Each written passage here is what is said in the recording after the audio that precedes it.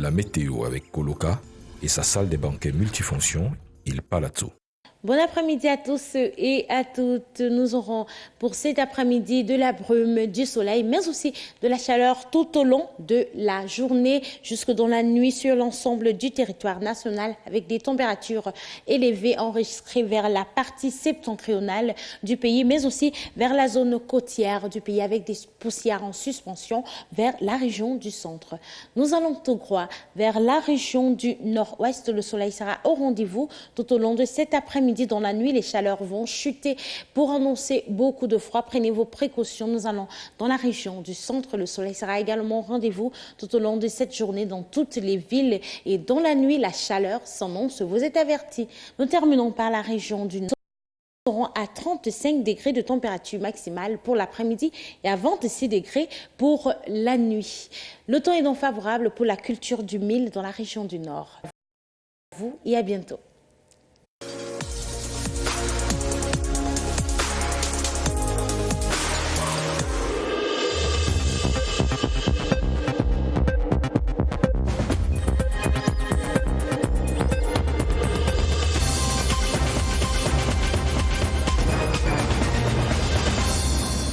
Le 12h sur la CRTV, bienvenue à tous. Bonjour Raina Toussali. Good afternoon, Cathy. Good afternoon, ladies and gentlemen. It's a pleasure having you on our midday bilingual newscast. Cathy, you have the headlines. Au sommaire de l'actualité de ce samedi, plus de visibilité et d'impact de l'Association nationale des parents d'élèves, l'association qui se réunit en ce moment même au Palais des Congrès de Yaoundé. Objectif, redéfinir le rôle de ce mouvement auprès des établissements scolaires. Nous allons retrouver d'ailleurs de ce côté Barbara Padjama et Yoti Kaleli-Songé en deuxième partie de ce journal. Emmanuel Paco est l'invité de ce 12h. Il est le vice-président de l'association des parents d'élèves, l'association nationale. Il viendra parler du rôle de ce mouvement auprès des établissements scolaires. Et puis en page magazine, la région de la Damawa nous plonge au cœur du festival des danses patrimoniales et archéologiques. Et tout de suite, nous allons commencer ce journal avec vous. The National Parents Teachers Association of Secondary Schools in Cameroon is meeting today at the Yaoundé Conference Center for its second General Assembly to enlighten actors on the role of a PTA in secondary schools. We will be joining our reporters in the field that despite the reduction in price of most of these items, business is still very timid. During the 2019 end-of-year festivities, merchandise like these toys, fashion dresses, garlands and other decoration items were at the center of attraction. Today, the view in most shops in the nation's capital is not the same, as these pots here for sale have made their presence felt, overshadowing these toys which did not get a buyer during the festive period. These dolls here used to stand tall, but has now gone solo with other seasonal goods. Bags and other household goods have taken center stage here. At this universe of toys, there is no customer to patronize these items. Yes, the 2019 end-of-year festive season is over.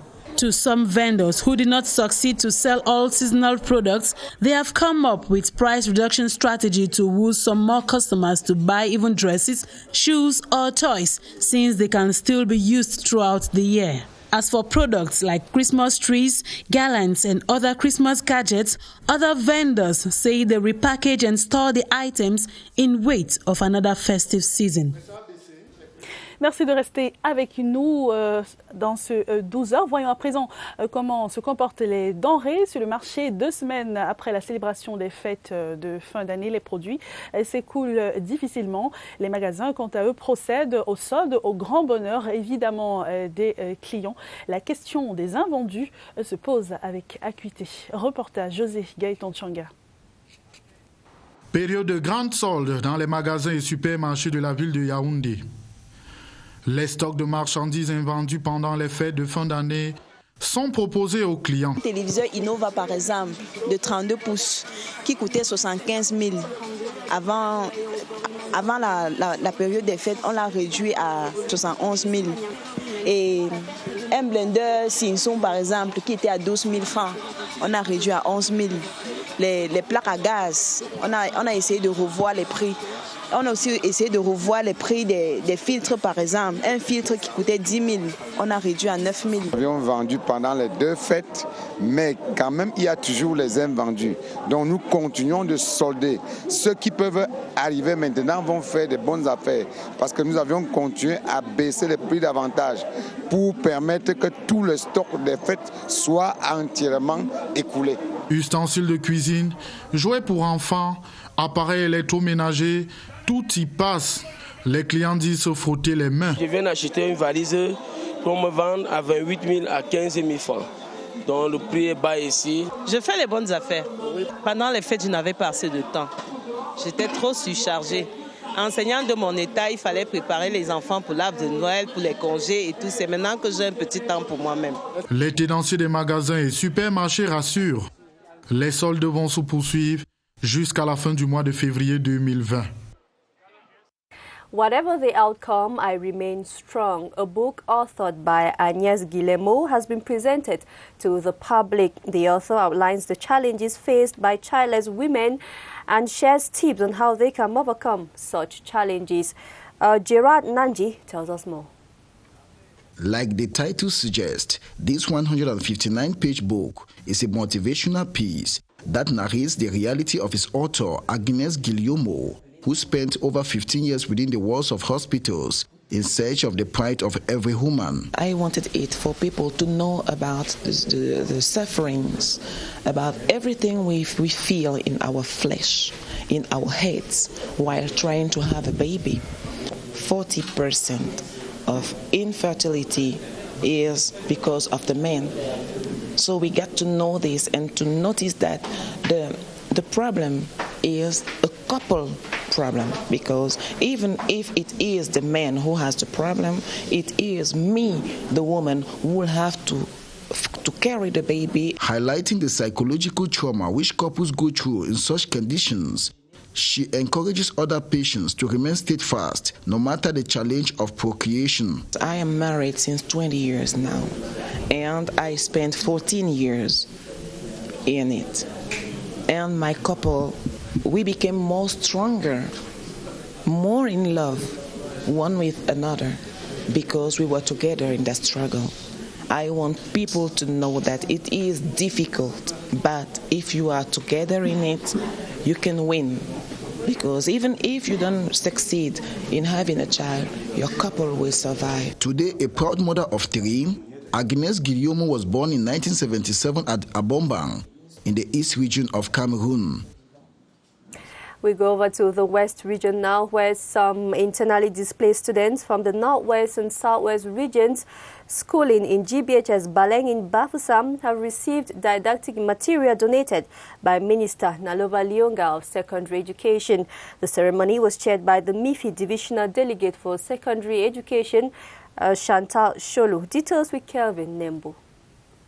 They were forced to abandon education, one of the most fundamental human rights, but the quest to continue took them to the West region, where they continue to pursue their studies in several schools across the region. It's been very difficult, but national solidarity served as fuel to keep the IDP students going. Today, about 100 of them, schooling at GBHS Baleng in Bafoussam, receive school materials offered them by the Minister of Secondary Education. Enough reason to thank their donator. A student in opposite science.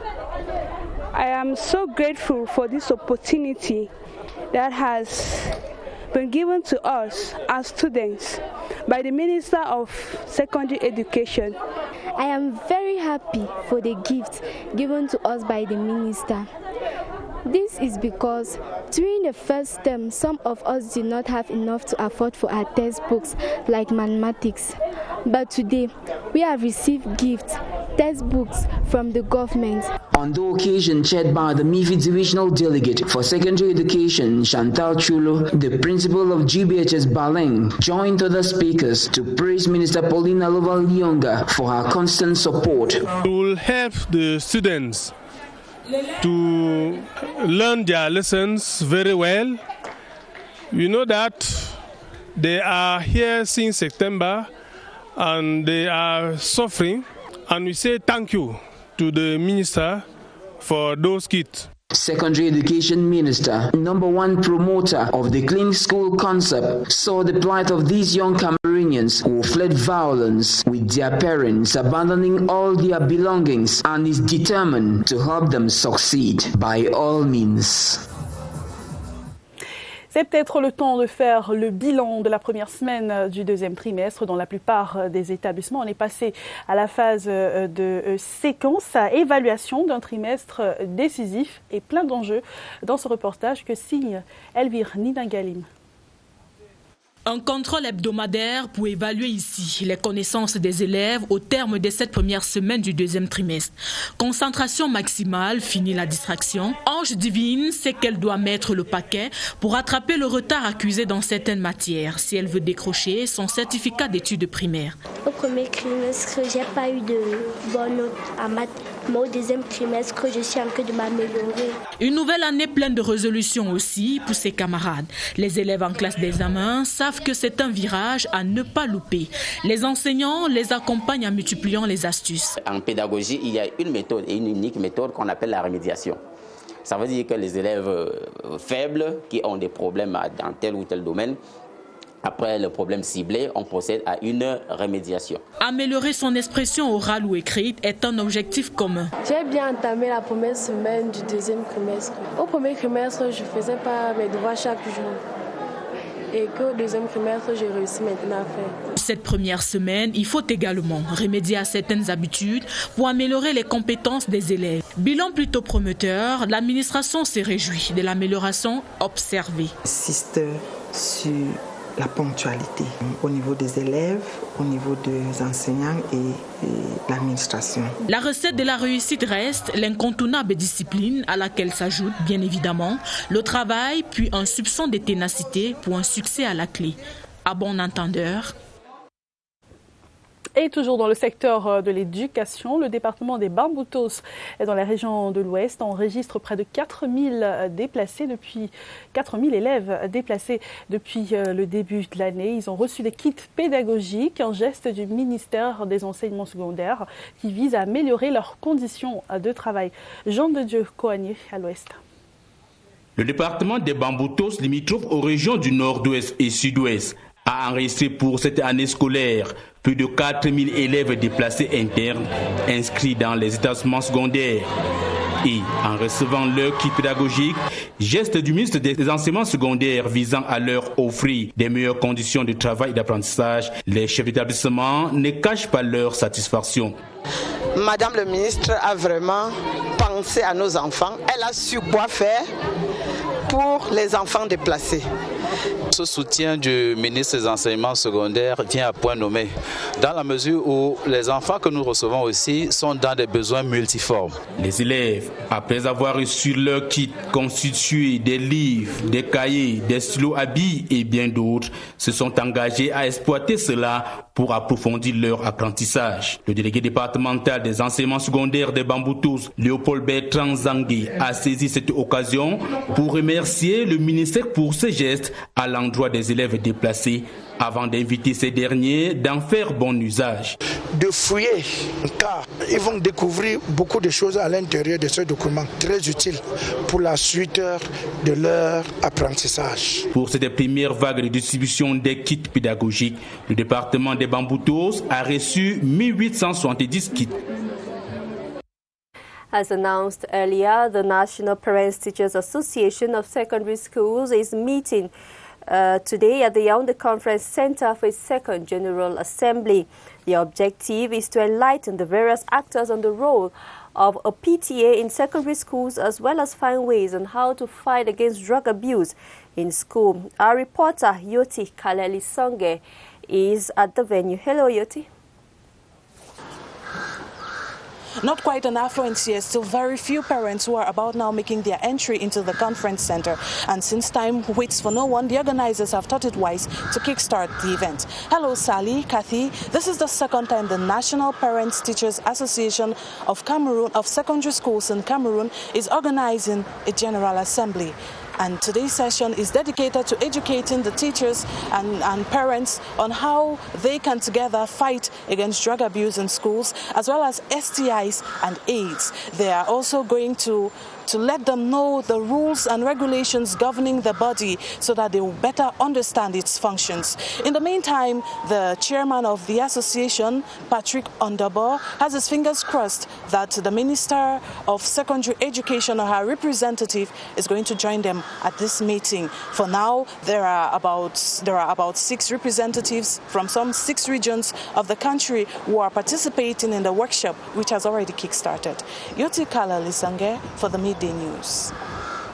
Merci beaucoup Yoti Kaleli Sangué. Nous restons avec vous du côté du palais des congrès de Yaoundé où se tient en ce moment même l'Assemblée générale de l'Association nationale des parents d'élèves. L'objectif étant de définir le rôle de cette association auprès des établissements scolaires. Barbara Padjama, bonjour. Oui, bonjour à vous sur le plateau. Il faut savoir que l'Association nationale des parents d'élèves et enseignants est une très jeune association créée en 2018 seulement, et c'est la 2e fois que ses membres vont s'asseoir pour ensemble essayer de recenser les différents problèmes qui entachent la collaboration entre les parents d'élèves, les responsables d'établissements et l'administration. Dans leur programme d'aujourd'hui, il est prévu 3 ateliers qui vont porter sur la connaissance ou l'explication des tests et circulaires qui régissent les APE au Cameroun, et également élaborer des stratégies de lutte contre la consommation de drogues et stupéfiants en milieu scolaire, et également comment lutter contre les violences en milieu scolaire et les MST et VIH SIDA. 6 régions sont attendues pour cette journée de travail. Le ministre des enseignements secondaires et peut-être son représentant sera de cette rencontre. Il faut dire que la salle n'est pas encore comble. Les participants arrivent au fur et à mesure, étant donné que la majorité de ces participants là arrivent des localités retirées du pays. Je suis Barbara Padjama depuis le Palais des Congrès de Yaoundé pour le 12h. Merci beaucoup Barbara Padjama. Il est avec nous le vice-président de l'Association nationale des parents d'élèves, Emmanuel Mpako. Bonjour. Bonjour Cathy. Vous venez d'assister fraîchement à cette assemblée générale. Vous savez, l'APE est devenue incontournable dans la plupart des établissements scolaires. On parle même de frais d'APE et tout ce qui entoure cette association. Mais d'entrée de jeu, est-ce qu'on peut savoir quel est votre rôle auprès de ces établissements ? Merci Cathy, et merci de nous accueillir ici dans votre charmant studio. Avant que de répondre à votre question, je voudrais d'abord, comme c'est la saison des vœux, permettez-moi de présenter mes vœux de bonne année et heureuse année à Monsieur le Président de la République, à son épouse, à toute sa famille, à Madame le ministre des Enseignements secondaires, à Monsieur le Directeur général de la CIATV, à vous-même ici en studio, et à tous mes compatriotes. Alors, le rôle de notre association. Nous voulons fédérer toutes les associations locales des parents d'élèves. Quand je parle de local, je veux représenter ici des associations qui sont dans les établissements scolaires. Nous voulons les fédérer pour pouvoir coordonner leur activité afin que nous puissions avoir tous ensemble la même vision dans l'éducation que nous voulons pour nos enfants. Nous voulons pouvoir également être l'intermédiaire de choix, l'interface de choix entre les parents, les dirigeants dans les établissements scolaires et l'administration des enseignements secondaires au Cameroun. Donc nous voulons être ce point focal et ce qui fait la liaison et la coordination de toutes ces activités afin que cessent ces guéguerres et ces méprises entre les bureaux d'APE et les responsables des établissements scolaires. Alors nous reviendrons peut-être sur ces guéguerres que vous venez d'évoquer. L'association des parents d'élèves existe au Cameroun depuis quelques années, mais une association nationale a vu le jour en 2018. Et depuis ce temps, comment est-ce que vous appréciez la collaboration entre les parents et les chefs d'établissement ? Il faut dire que d'entrée de jeu, nous avions pour mission principale déjà de faire reconnaître et accepter notre association parce que du point de vue d'une certaine frange de la population, pour ne pas parler d'une certaine frange de dirigeants d'établissements scolaires, nous étions un peu plus perçus comme des adversaires, des empêcheurs de tourner en rond. Et c'est un peu la même guerre avec le délégué personnel à l'entreprise. Donc, nous avons gagné déjà pendant ce premier parcours à être reconnus par l'État, d'où le récépissé de déclaration d'association qui nous a été délivré par le préfet du Foudi. Nous avons gagné à être reconnus par le ministère des enseignements secondaires même. Le ministre, Madame le ministre nous a reçus déjà par 2 fois. Nous avons gagné également à nouer un partenariat, une convention avec le Comité national de lutte contre le sida, étant donné qu'il s'agit également de lutter contre les MST et les VIH en milieu scolaire.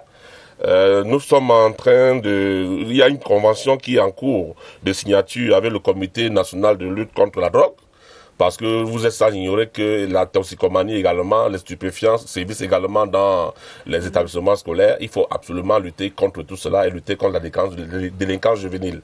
Donc nous voulons donner tout ce que nous avons comme parents.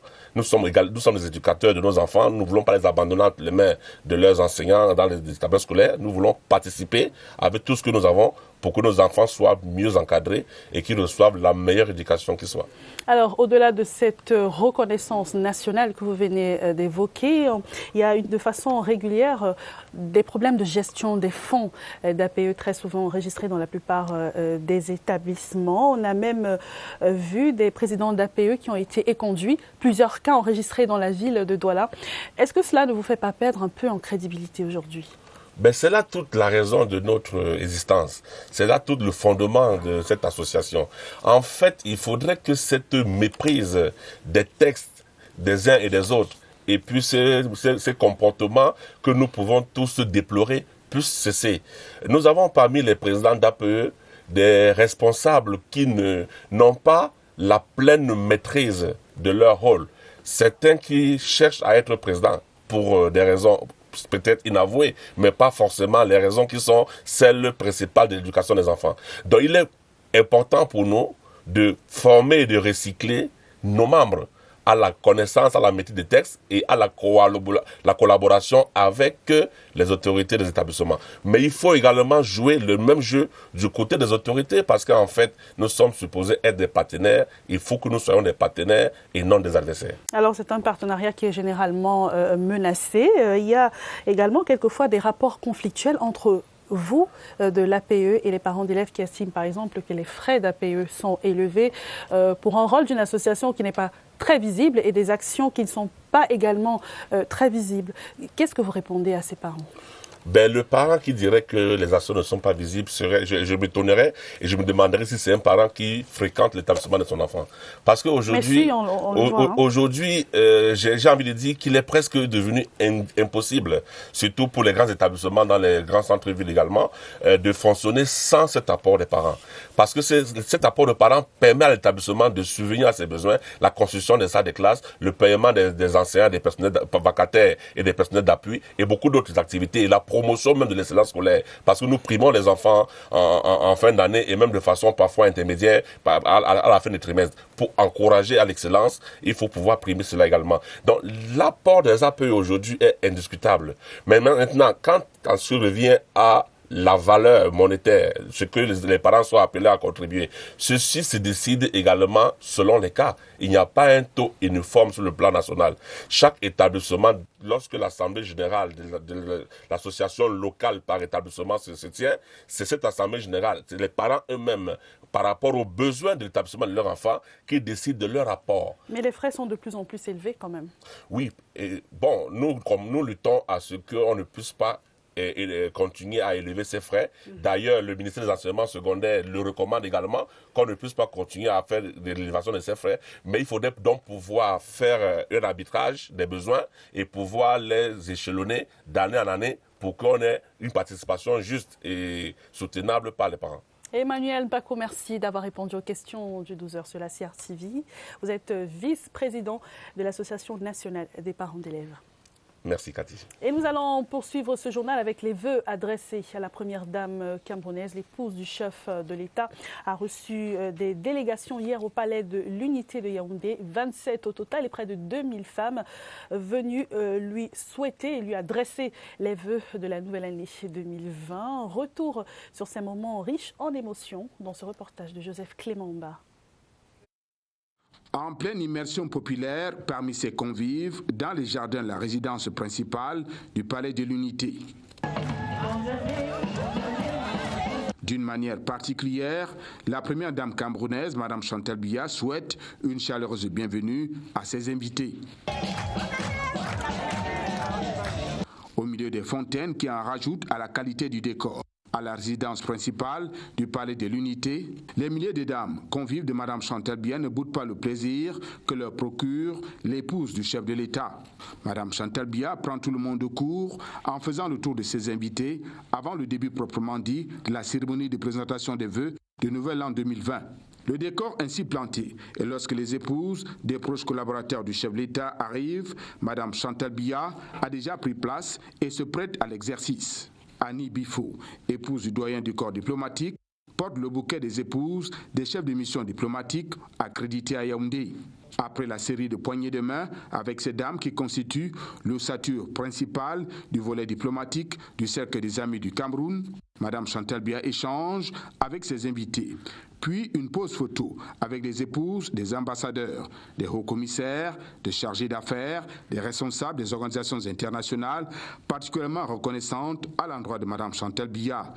L'année 2009 a été riche en événements et marquée par une intense activité sur le plan international où, aux côtés de votre époux, vous avez fait entendre la voix du Cameroun dans les domaines relevant de vos différentes activités sur le plan national, les nombreuses activités menées au sein de la fondation qui porte votre nom, du CERAC, des synergies africaines et du Centre international de recherche Chantal Biya sont là pour nous rappeler la détermination qui vous anime en matière d'œuvres sociales et d'actions humanitaires. Les épouses des membres des corps constitués nationaux vont suivre une cérémonie de présentation des vœux particulièrement courue avec plus de 2000 convives, tenant par là aussi à exprimer leur profonde gratitude à l'endroit de Mme Chantal Biya. A colorful ceremony. The Ministry of Finance has completely reimbursed money owed those who took part in the 2014-2019 exercise launched by the state to raise 150 billion CFA francs on sub-regional financial markets. The exercise, initiated to fund the execution of some major infrastructural projects, has been hailed by officials of the Bank of Central African States. Details with Clarice Aritaka. Back the principal and interest of those who enabled the state raise 150 billion CFA francs in treasury bonds between 2014 and 2019. 4 years was the period it took to bring the exercise to a close. This was made because as a security, the Minister of Finance opened an account in the central bank to guarantee the payback of interest and principal for each year. Central bank officials acknowledged that the success of the operation is not only reassuring but encouraging. Amongst the 5 ventures embarked on by the state to raise funds on the sub-regional financial market since 2010, the 150 billion CFA francs secured during the 2010-2015 exercise has been totally reimbursed. For the 3 others initiated between 2016 and 2018 and 2016 and 2021, reimbursements are ongoing. The funds have been instrumental in the execution of major projects across the country. The part of it went to finance the second bridge on Vuri River and the Douala-Yaoundé Highway, Kribi Deep Sea Port, and partially a Simalen-Yaoundé Highway. Meanwhile, in 2020, the state has been authorized to issue treasury bonds worth 320 billion CFA francs, a 30 billion CFA francs drop compared with 2019. On our feature page today, we take you to the Adamawa region to discover the culture of the Booms, Bayers, Fulanis, and Tikas displayed through songs, dance, folklore, and culinary arts, amongst others. Rekiatu Jingi Musa is our guide. Demboums, Baya, Fulani, Tikar, Dia, among other ethnic groups drawn from the 5 divisions of the Adamawa, displayed their cultural heritage in Gaundare. They showcased their strength in their rich traditional patrimony, which comprised of architecture, music, folklore, traditional dance and medicine. We want to learn more about our ancestral culture. That's why we are promoting. We are there every day to learn. When the activities, we come and then we learn everything about our culture.